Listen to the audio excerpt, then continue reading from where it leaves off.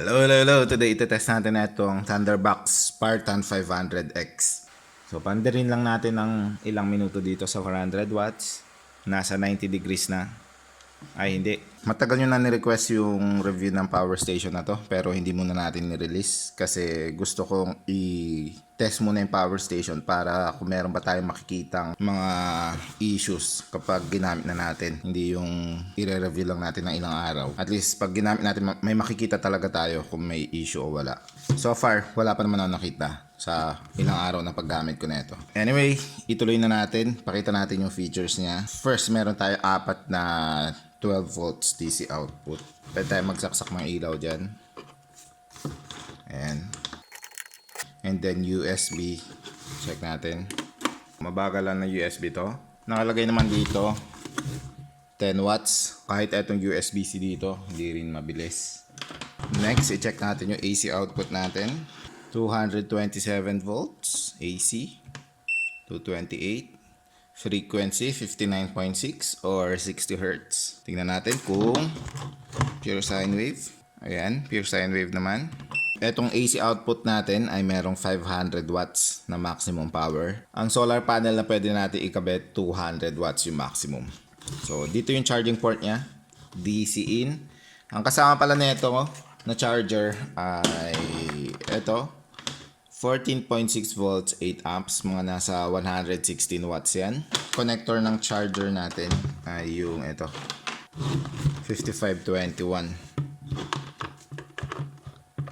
Tapos, mayroon din siyang XT60 connector. Most likely, nakaparallel lang yung dalawang yan. So, kung 100 watts lang yung charger mo, okay na dito sa DC in. Kapag more than 100 watts, dito na dapat sa XT60 ikakabit. Usually kasi ang connector na ganito, 8 amps to 10 amps lang talaga yung limit. Iinit na yan kapag more than 10 amps ang ikakabit mo dito. Kaya meron tayo XT60. Meron din siya kasamang USB connectors na ganito. Tapos, yung battery natin, 537.6 watt hours. So, lithium iron phosphate na rin yung battery nito. Mas safe na. Ayan. Ang nakalagay dito, 42 amp hour yung battery na 12.8 volts. Napaka-compact niya kung 42 amp hour. Liit lang tong power station na to eh. Next ay try nating i-check yung capacity ng battery, which is yun nga nakalagay dito 537.6 watt hours. I-charge natin. So 14% Kung 537 watt hours yung battery, divide lang natin yan nung wattage yung charger natin, 116. Mga 4.6 hours ang charging, pero usually mas mababa ng konti yung nabibigay nito. Sabihin na natin 100 watts. Abutin tayo ng 5.3. Kapag malapit na mapuno, bumabagal pa. So 5 to 6 hours ang charging time nito. Pag i-charge nyo, saksak nyo lang yung charger, kulay green yan. Kapag sinaksak nyo, dapat mag-turn sa red. Ayan. Ayun pala, sa display natin, makita nyo yung input tsaka output. Input, 81, 82. Tignan natin if ilang watts yung kinuha ng charger versus sa watts na lumilitaw dito. So yun nga, yung wattage siya kinukuha ng charger, 118 watts. Pero dito, 81 watts lang. If totoong 81 watts lang yung pumapasok dito, so medyo mas matagal lang konti kaysa sa computation natin. Pero possible na hindi lang calibrated. Well, tignan natin kung tama. Try natin buksan and then i-measure natin kung ilang amps ba talaga yung pumapasok.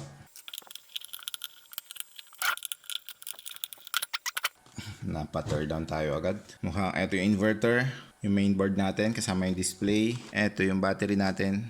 Hiwalay ba to? Tingnan natin. Makuryente tayo. Ang daming wire eh. May wire pa dito. Kailangan nating buksan pa. Oh, kailangan natin habang screwdriver.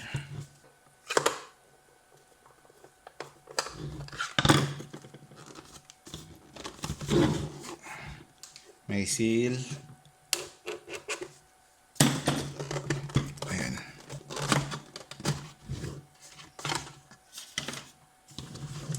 Oh, dalawa oh. Dalawa yung battery natin. So, talagang pinaghiwalay para magkasya talaga. So, yung charging port papunta sa main board. 1, 2, 3, 4, 5. mukhang nakaparallel yung mga cells.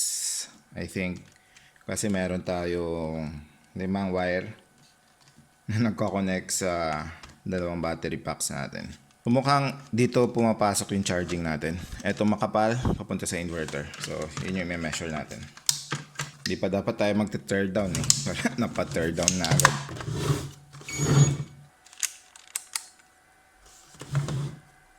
$7.4 amps. Yun na-detect natin. If 7.4 at ang battery voltage natin ay 13.3. Para makita yung wattage, multiply nyo lang yung current and voltage. 7.5 tapos ilan? 13.38. 100 watts. Ayan. Nakalagay dito 82 watts. So, hindi siya ganun kalapit sa 81 watts na nakalagay dito. Sa computation natin, 100 watts. Anyway, ay hindi naman ganun ka-importante as long as nag-charge siya. At least mataas yun na compute natin, 100 watts. Yun din yung predicted ko naman kanina na usually makukuha mo talaga sa charger na ganito. So, sakto lang talaga siya para hindi uminit itong charging port natin.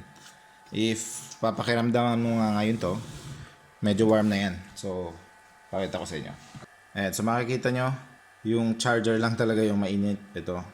Umiinit na siya nasa 47 degrees Celsius.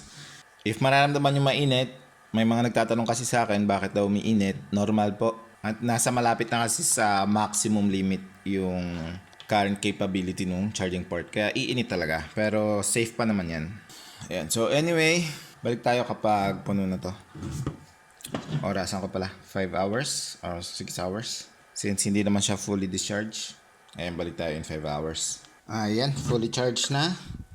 So, pag nag-green to, full na yung battery. May indicator din naman sa display natin para makita nyo kung anong percent na at kung ilang watts pa yung pumapasok. Ngayon, lalagyan natin ng load. Papadaanin natin dito sa watt meter para ma-measure natin kung ilang watt hours yung kaya nating makuha sa battery ng power station na to.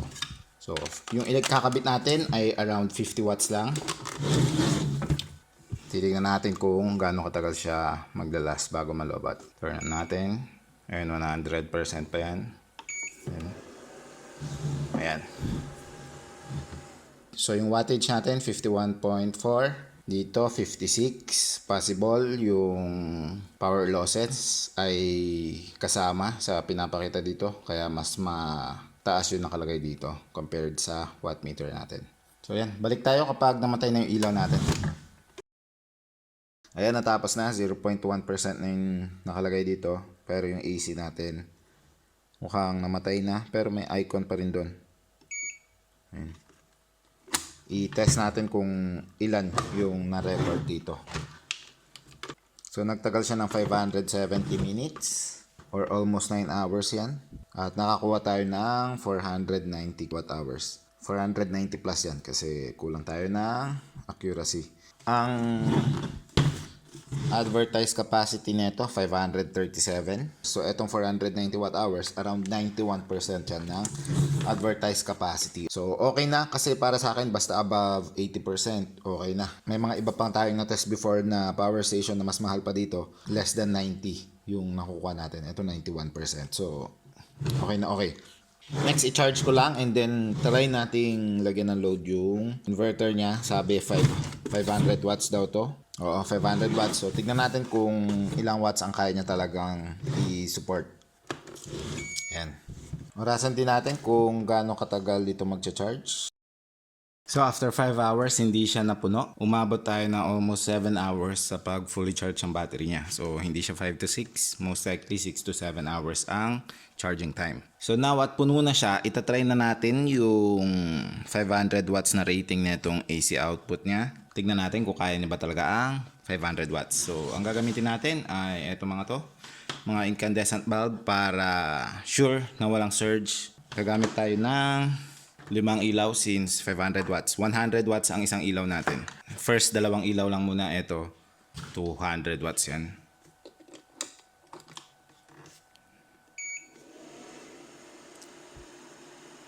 Mas mababa yung nakalagay dito. Kasi alam ko 200 plus watts to. Mga 203 watts siguro. Dito 192 watts lang. Nasaan ba yung watt meter natin? Para ma-compare natin. Oh, mababa nga lang talaga. 194 pala dito. Ito, 195 dito, 194. So, magkalapit. Okay, magkalapit sila. Ilayo natin ng konti ito para hindi masyado maliwanag. Now, itatry natin yung kabila.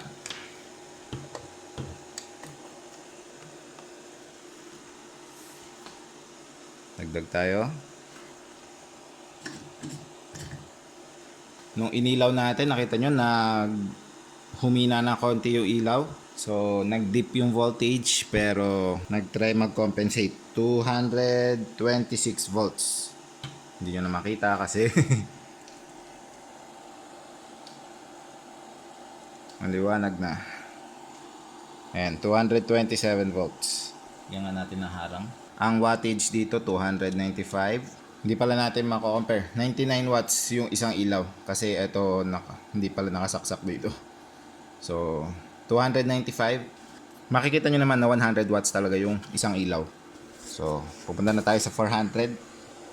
Tignan nyo yung ilaw kung bababa. Tignan natin yung voltage din. Ayan, 200. 28 volts. 294 watts. Dagdagan natin na isa. Ayun, bumaba yung voltage, naging 169. Nakita ko dito. Pero 400 watts na tayo. Okay pa naman siya. Dagdagan na natin, sagad na natin, 500 watts.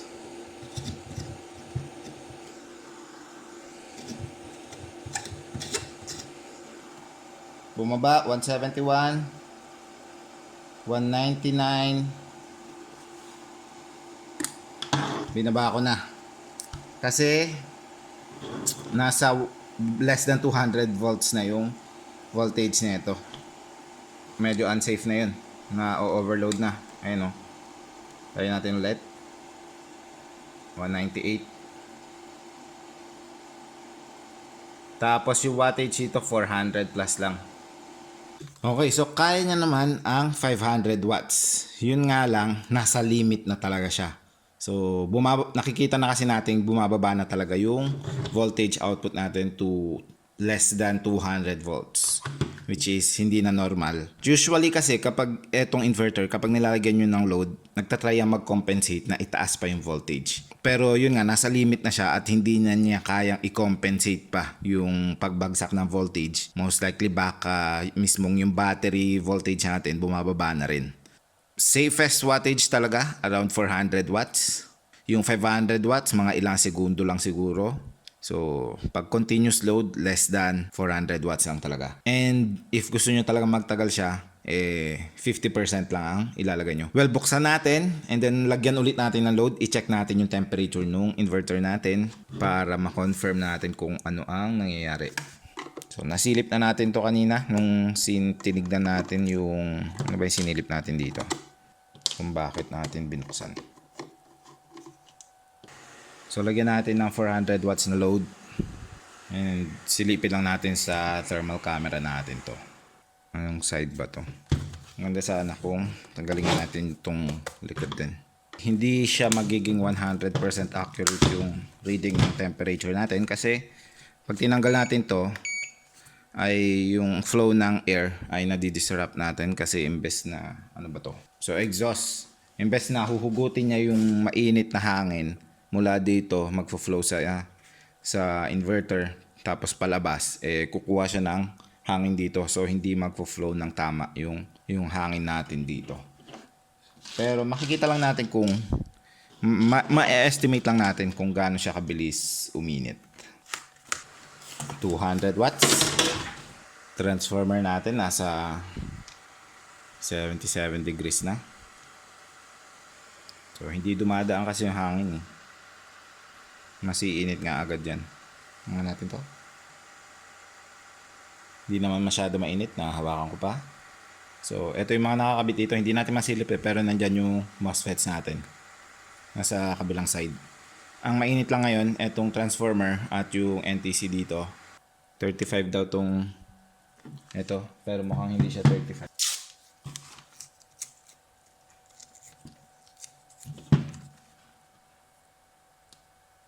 Ayan, nung nilagyan natin ng tape, mas tumaas yung temperature niya. Naging 48. Lagay lang natin yan dyan para dito tayo mag-check ng temperature. So, lagyan natin ng 500 watts. Medyo delikado to kasi hindi umaandar yung hangin sa loob. So, patakbuhin ko lang ulit ng ilang minuto sa 400 watts at i-monitor natin yung temperature. Hindi na natin ito try sa 500 kasi alam nating nasa limit na talaga siya. At hindi na natin ito try doon kasi baka masira siya sa 500 watts kasi yun nga, mababa na yung voltage. So, pandarin lang natin ng ilang minuto dito sa 400 watts. Nasa 90 degrees na. Ay, hindi. Yung nakikita nating 90 degrees ay yung malapit sa fuse. Ayan. Meron dalawang 30 amp na fuse. Parallel yan. So, 60 amps. Around 768 watts. So, naka-size naman ng tama. Heatsink, 60 something, 68. Nasa 100 na yung itong transformer. So, yung na-measure natin, nasa labas lang ng transformer. So, yung core pa niyan, baka mas mainit pa talaga. Which is, sa ibang transformer, safe pa naman. Pero, yun nga, medyo nasa limit. Usually, nasa 160, 180 yung temperature na safe. Pero yun nga kasi, kapag ang na-measure lang natin sa labas. So, tsaka hindi naman dumadaan yung hangin kanina. So, mas iinit talaga siya. Pero, yun nga, 400 watts, nasa limit pa rin tayo. So, babaan nyo lang yung load nyo. Now, silipin na natin yung mismong parts sa loob. Tatanggal ba to? Let's see. Ayan. Yung charging port nandito. Gawin natin to. Init pa. Okay. Dapat nilalagyan nila ng connector din to para natatanggal yung buong battery. Sino-solder nila. At may XT30. Pero budget build talaga so sinitipid. For a 500 watt na inverter, maliit lang talaga siya. So, nasa limit talaga to ng 500 watts. Size naman, usually, hindi na ganun ka-accurate na basehan. Kasi, kaya na nilang paliitin yung mga components. Tanggalin natin. Kaya ba natin matanggal to?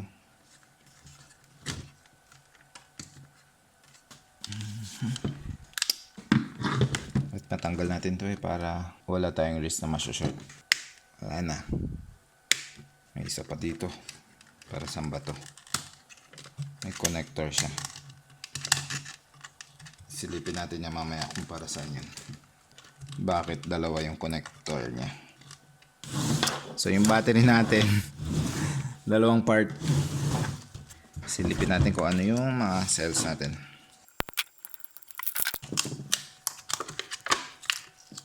So 32,650 cells or 32,700. Ayan, naka spot weld.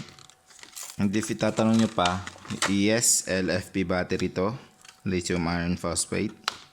Try kong silipin kung may markings ba tayo, kung ano yung capacity. Most likely 6,000 mAh naman. Nakalagay siya dito. Hindi nyo makikita, masikip. So dito ay ayan, 4S yung battery natin. At yun nga yung gaya ng sabi ko kanina, nakaparallel siya. Yung dalawang battery pack natin nakaparallel. Sisilipin din natin ito mamaya. So 1, 2, 3. So 18 amp hour itong isang battery pack na to. Silipin natin itong isa.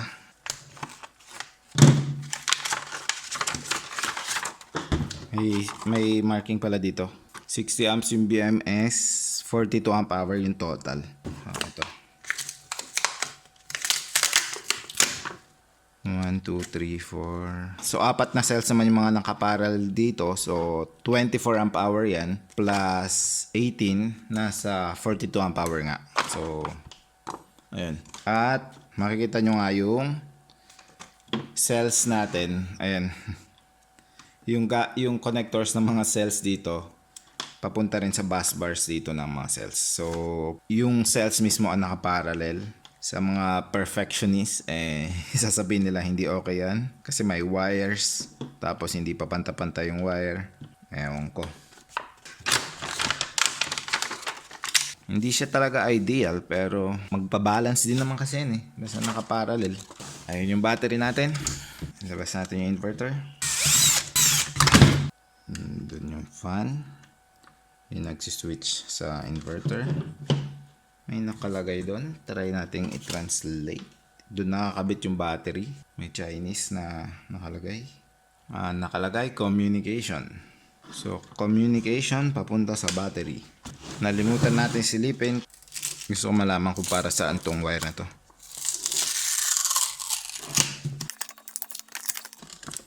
Yan. Nalimutan ko pala pakita yung BMS. Ang nakalagay LP9756.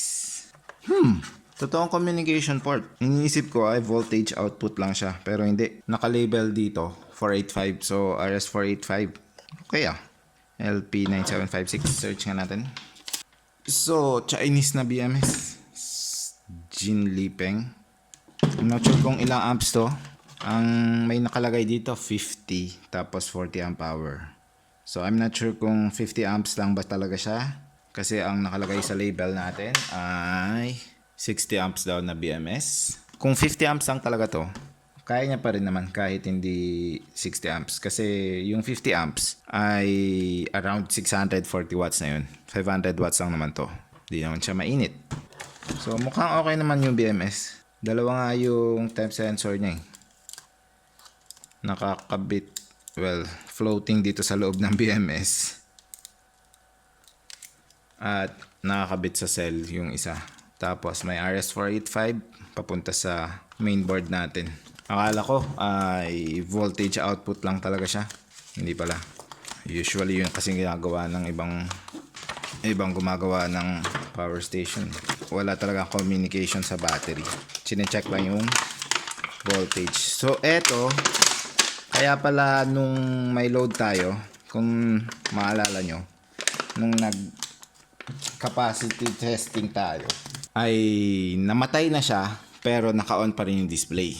So, ibig sabihin, chine-check niya nga yung capacity talaga ng battery at hindi niya discharge talaga. Hindi niya hinayaang matulog yung BMS natin. So, pinatay niya na yung inverter before pa talaga matulog yung BMS, which is okay. So, ito yung inverter natin. Sa size, pwede na. 300 to 500 watts nga siya. Dalawang 30 amps na fuse.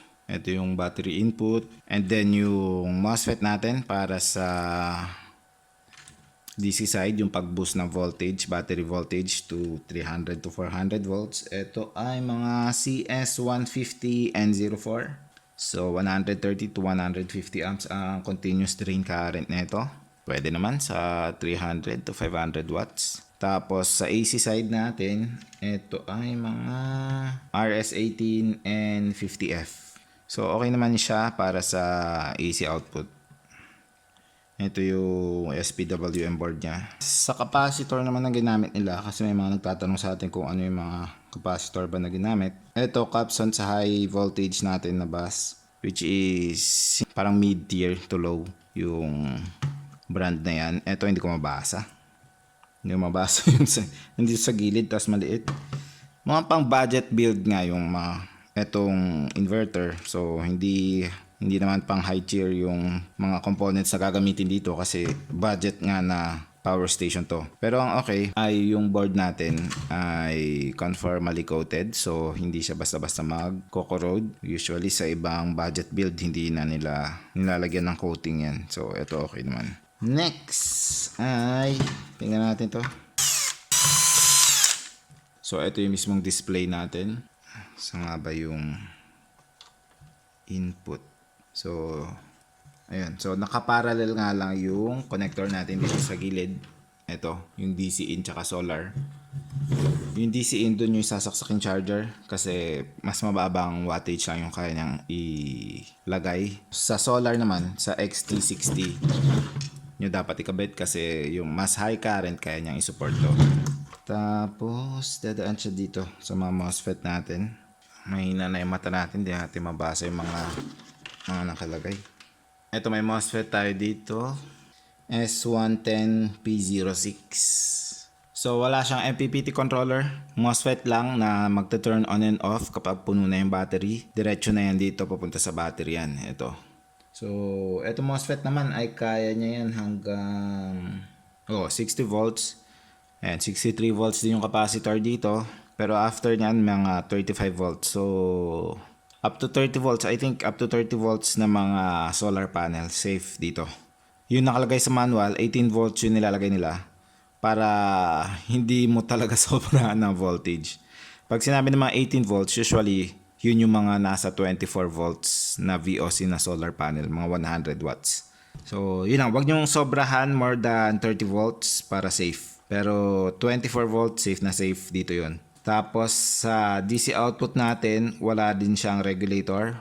Makita nyo may MOSFET lang dito. Ano yung MOSFET na yan? Silipin natin. E015N. Ito. So, diretso na rin yan sa battery.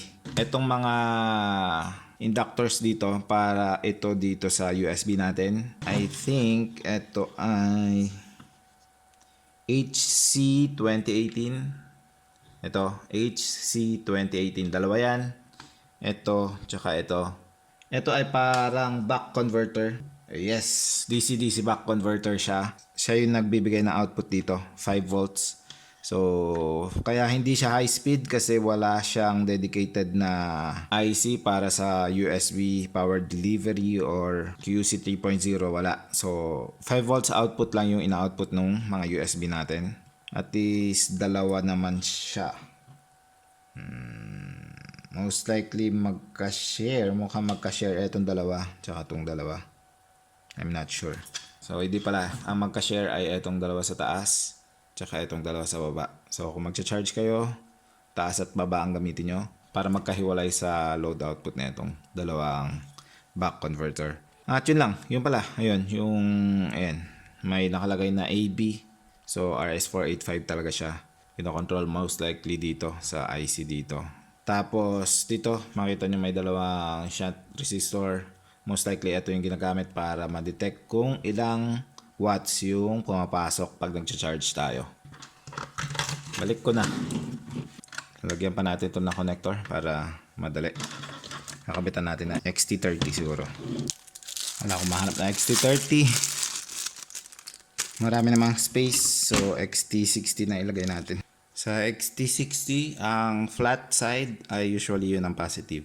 At pag nagsasolder, ilagay nyo yung kapares para pag nasobra ng init, hindi siya made-deform or ma-move.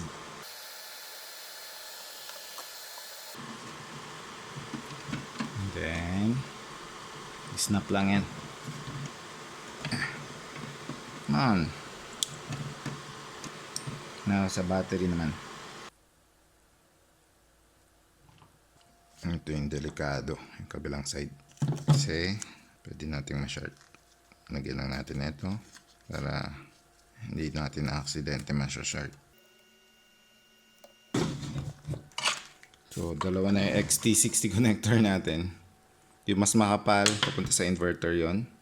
Ito, papunta sa mainboard. Test muna natin to. Ayan. Magana naman siya. Saksak na natin yung inverter. Before natin isara, ay check natin kung ilang watts yung ginagamit ng inverter kahit walang load. So yan, at idle 0.7 amps. At ang battery voltage natin ay 13.2. Multiply nyo lang yun. 13.2, 0.7. 9.24 watts. Kung ang battery natin ay 537 watt hours, divide nyo yan ng 9 watts. 59 hours bago siya malobat or around 2.5 days. So, malulobat to kapag iniwan nyo naka-turn on lang. Kahit walang nakasaksak. Lahat naman ng power station, ganun. I-measure na rin natin kung gaano siya ka-efficient.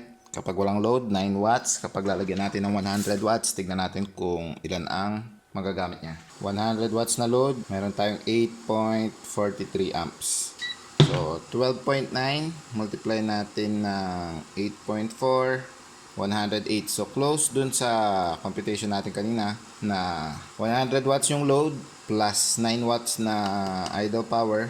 108 yung nakuha natin. So close. So if around 109 watts yung ginagamit na inverter para ma-power ang 100 watts na load, so around 91.7 yung efficiency ng inverter natin, which is very good. Meron ba siyang special na menu? Katulad nung Thunderbox na light? Yes, meron. 10U21. Ano kaya yan? Pinalitan natin ng 18. Hindi ko alam kung ano yan. Test lang natin. Usually yung isang Thunderbox, parang power factor para ma-calibrate kung ilang watts yung lumalabas dito. So, tignan natin if nagbago ba. Yes, so, nagbago. Tignan nyo, naging 176 watts na. So, if yung wattage na lumilitaw dito sa inyo ay super taas, i-adjust nyo lang to, patayin nyo. Yan. Ito yung para bumaba. Nasa 10 siya before. Baka sa ibang mga units kasi may mga differences na konti sa resistance. So, kailangan nyo i-adjust siguro to para lumapit sa totoong wattage. Ayan. 98. Malapit na. Okay. Okay, so ayun na yung test natin dito sa Thunderbox Spartan 500X. So kaya naman talaga niya yung 500 watts, although nasa pinaka-maximum limit na siya. 300 watts ang pinaka-safe. Sa solar charging natin, maximum siguro natin dito 300 watts. Hindi pa natin matatry, may bagyo ngayon. Promise, gagawin ko yung solar charging nito at yung mga utang ko pa na video ng ibang power station na kung paano i-solar charge. Gagawin natin yan, promise. Tapos, USB natin, hindi mabilis, mabagal lang. At nakita nga natin sa loob, back converters lang yung nasa loob. Yung battery natin, okay na okay. Nakakuha tayo ng 91% sa 537.6 watt hours na battery. Parang nasa 490 something. Tinest ko pa to multiple times. Yung iba umabot ng 500 watt hours. So, okay. Ito pala nakalagay dito, solar panel, 200 watts yung maximum. So, yun nga. Yun yung safe talaga na maximum solar panel na pwede natin ilagay. Nung tinignan naman natin, yun nakita natin. At yung battery niya, dalawang magkahiwalay na packs, pero isa lang yung BMS. May wires siya para maparallel yung dalawang battery packs, which is not ideal, pero it will work naman. So, sulit ba siyang bilhin? Magkano ba ang price na ito ngayon? So, 10,000 plus pala ang presyo na ito ngayon, pero out of stock siya. Sorry, kasi ngayon lang natin na-upload. Ewan ko kung magbebenta pa sila. Tanong nyo na lang si seller kung magbebenta pa. Pero sa battery capacity niya na almost 500 watt hours yung usable. Tapos yung power ng AC output natin, sabihin na natin 300 to 400 ang safe. Sulit na. Ang hindi lang okay siguro ay wala nga tayong mabilis na USB charger. At may XT60 connector na rin for solar charging. Pero wala siyang MPPT.